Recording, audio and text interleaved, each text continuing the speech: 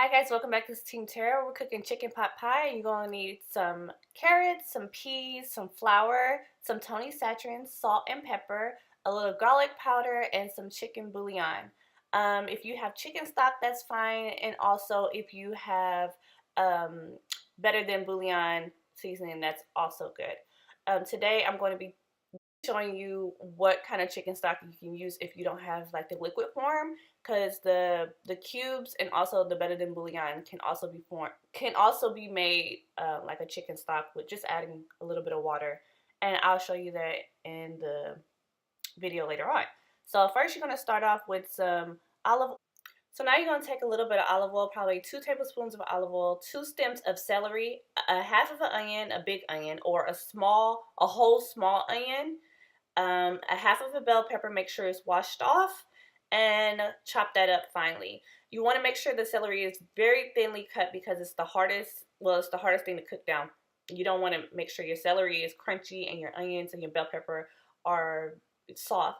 So you put the celery inside of the oil, let that cook down for about 2 or 3 minutes, and then you'll add in the onions and bell pepper. At this time too, you can start cutting up 2 whole chicken breasts or 6 to 7 chicken tenders. It depends on what you have in the refrigerator. So if you know me, you know I love to use my food processor. So I put in a small onion, half a bell pepper, cleaned off the bell pepper before I put it in here, and making sure it's the same size as the celery, but and finely cut so it won't burn my eyes. This is what I like to use. So now I'm taking a bowl, 1 cup of whole milk, and a half a cup of flour. I did use a little bit less of a half a cup. Some people like to have it like a pancake consistency, the pancake mixture. But since I have a baby and I don't want it to be that thick, I use a little less. And then I also like, you'll see at the end how it came out. I like the consistency that I had it. The longer you sit it and the more flour you add, the more thicker it will become.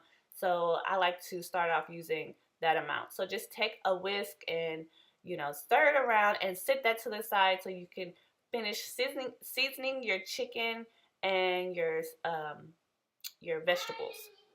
So you can see I have added the carrots, the onions, and bell pepper to the celery after about 2 or 3 minutes, and now I'm adding the garlic powder, the Tony saccharin seasoning. Not too much Tony saccharin seasoning because you need to taste it as you go and see how. You don't want it to be. I don't think chicken pot pie is like a Creole dish, so you don't want to add too much, but you do need that seasoning. A little salt and pepper just for taste, and when I say a little bit of salt, chicken stock has salt in it and also the garlic powder. So I added a half a cup of chicken stock already in here just so I can simmer the chicken. And you don't want to put the chicken on high, and you also don't want to cook the chicken before you cook everything else. You just want the chicken to be white because you're going to put it in the oven so it can cook throughout the rest of the process. So you see I'm just stirring around, making sure all the seasoning and everything is incorporated in. So now you're gonna put the oven on 350 so that we can start with the pie in a little bit, putting it in there. So you're gonna have now we're gonna add the rest of the chicken stock, and the way you make it is just like a tablespoon of bouillon in a cup of water, and just stir it around until it's basically dissolved within the water, and then you add that to the rest of the chicken mixture that you have with the vegetables. And based on the consistency, like I said, you'll add more or less after you've already added, like say for instance you add the mixture and the mixture is too thick, then you add a little bit more chicken stock, or you can add a little bit more water depending on your preference. And so you see that the chicken is almost white, so you're flipping it over, stirring it around, making sure that everything is cooked throughout. You don't want to add a lot of pink pieces of chicken to the chicken pot pie because it's going to take it a little bit longer. You don't want the chicken to overcook, and you also don't want your pie to cook faster than your chicken. You want everything put in there almost done, and the carrots is one of those things too. So now we're going to add in our milk and flour chicken thickening agent, and you just basically just pour that in. You can use a measuring cup, whatever your preference is, and just stir it in until it becomes thickened. At this time, you can turn up your temperature just a little bit to come to a slight boil, not over cooking anything, but just a slight boil. And you can see from the corners how it's a slight boil. Now you're going to add in your peas. When you're adding in your peas, make sure that you're still stirring the flour mixture, because it's going to stick to the bottom. And then I'm showing you how the consistency is moving. It was watery, but now it has got a little bit thicker. And the more you stir it, the longer you sit, it's going to become even more thicker. Also, if you add more flour, yeah, you know. Okay, so now you're going to add in your peas. And your peas is the last thing you want to add because they cook the fastest. And so you're going to add in 1 cup of peas. I don't know if I told you, but it's going to be 1 cup of carrots too, into your mixture.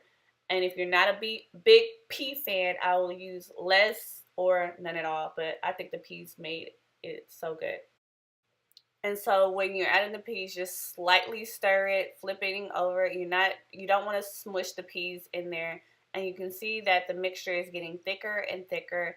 And like I said, it's on the medium low heat, but it is simmering. So now we're going to add this into our pie crust that I got. It's a Pillsbury pie crust that I got. And you see I'm scooping it just in case I don't want to have it too liquidy.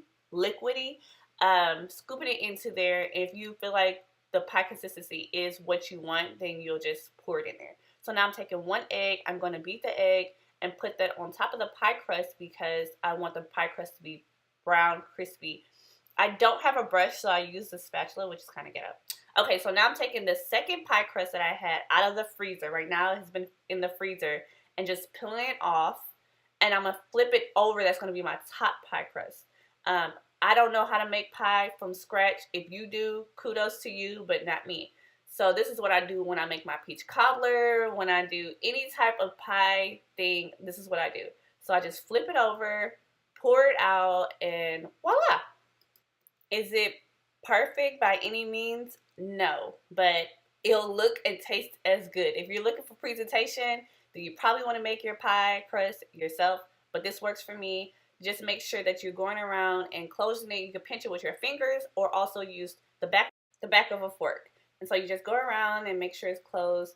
You're going to see little gaps, which is fine, but at the very end, you want to make sure that you at least try to close off some of the pie crust so you don't have all your filling gooing out. And I'm not a Betty Crocker by no means, so I'm going to take the simple way out and what works for me and my family and get dinner done in a reasonable amount of time. It's always a plus. So the pie crust doesn't look that bad, but I mean, it could be better. So like I said, I don't have a brush, so I'm using this spatula. You make things happen, Captain. You understand? So you're going to put your pie in the oven on 350 for about 15 to 20 minutes on a cooking sheet until it's completely brown. And also add 2 little X's on top of the pie crust so some of the air can come out and it can cook throughout the pie. And look what came about, this scrumptious pie. Yes, I did that. So dinner is done, dinner is served. Excuse the paper plate, but it is good. I'm about to enjoy this. Thank you for watching Tuesdays Cooking with Tara, and stay tuned for more. Subscribe and rate. Bye.